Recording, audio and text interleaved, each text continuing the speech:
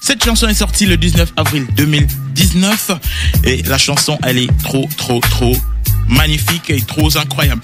Alors, cette chanson, c'est une lutte et c'est ça, en fait, le thème de notre journée, parce qu'on devait parler de ces femmes-là qui ont fait en sorte que le système change, parce que ça a toujours été difficile de retrouver des femmes, parce que avant, surtout dans le RAP, les choses étaient compliquées. Alors aujourd'hui, on va essayer d'expliciter plutôt toutes ces choses-là. Alors, le rap ou encore le rhythm and poetry, l'anglais c'est toujours difficile, a toujours été considéré comme un apanage des artistes au masculin.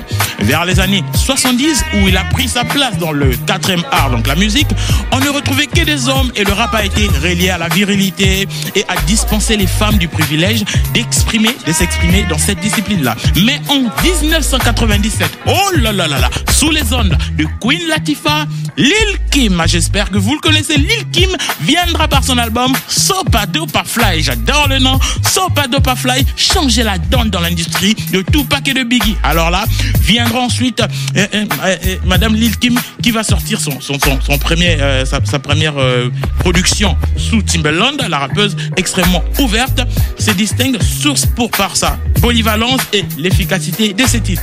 De 1998 à 2006, en créant 6 autres disques, elle s'imposera en tant que MC multi-platiné, remportant plusieurs Grammy Awards à la même période. Il y aura MC Evie, X Fugen, Lauryn Hill à la charnière du rap et du R&B, parviendront aussi à se faire remarquer respectivement dans les albums de Let Her Behave ou l'album The Miss Education de Lauryn Hill.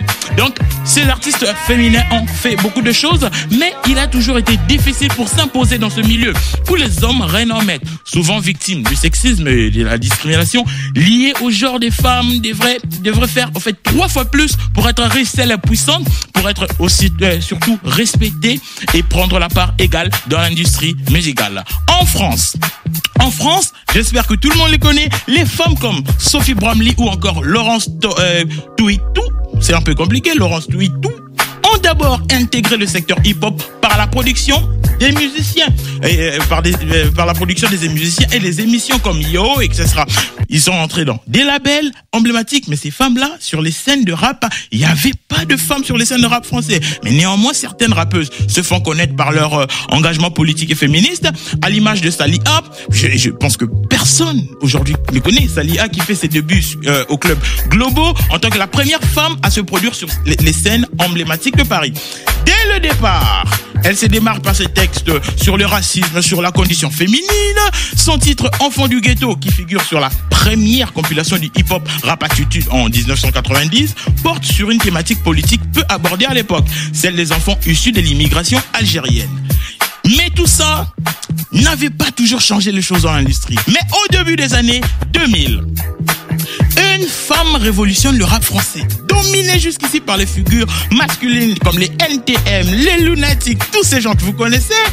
Diams, oui, Madame Diams, Madame Big Up a révélé l'occasion de son second album, a révélé grâce à son second album Brut de Femme, qui a conquis un large public par son mélange musical assez réussi entre son et à la Missy Elliott, le rap conscient typiquement français. Après une carrière au sommet, notamment disque, je te dis le plus grand disque Dans ma bulle, la jeune femme se retire en proie de ses problèmes personnels. Mais elle avait tout changé et là, ça donnait la chance à beaucoup d'artistes d'entrer dans le game. Et grâce à cette lutte de plus de 40 ans, à côté de ces phénomènes, les rappeurs des années